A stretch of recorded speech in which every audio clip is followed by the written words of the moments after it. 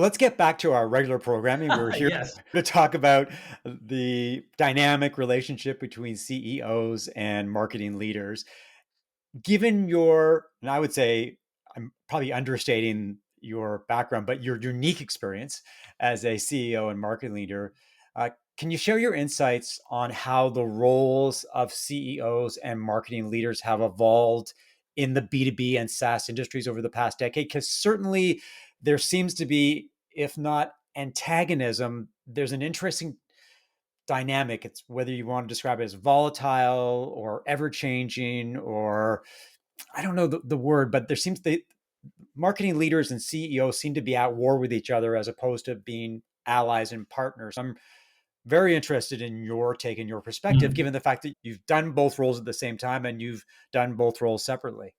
It is very interesting. And I think, first of all, you said the stat earlier about 41 months being the average tenure of a CMO, I was shocked it was that high.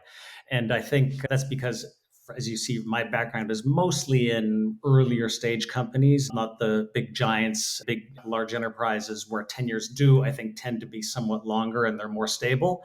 I come from a background where these things tend to be less stable and much shorter. In fact, I've rarely had a job in my life that was 41 months in 10 years. That was, I think, the reality, especially in a lot of tech businesses and small to medium sized startups, is actually much shorter than that in my experience, in fact.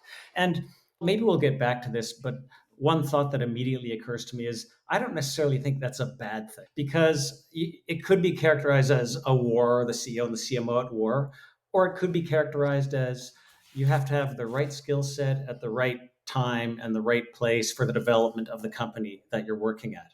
Maybe in a large enterprise that's evolving very slowly, there's not that much evolution happening. But in the startup world and in the technology world, that evolution is happening at breakneck speed. It's very possible that the CMO, and this doesn't just apply to CMOs, it could be CROs and almost any executive, including the CEO, is not the right person for that time and place. If you can get 2 or 3 years of really good, valuable service from that person, I don't think that's necessarily a bad thing. Having said that, to answer your question, what we've seen over the last couple of decades is, and I'm sure your listeners know this as well as anybody, is a massive, rapid advance of technology penetrating marketing.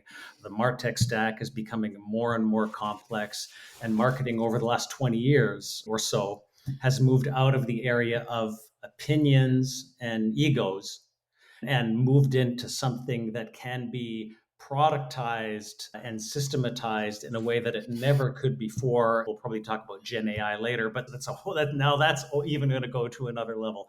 That has really been the overall sea change as CMO CEO relationships have evolved. You've got this whole underpinning of technology which is evolving rapidly around it.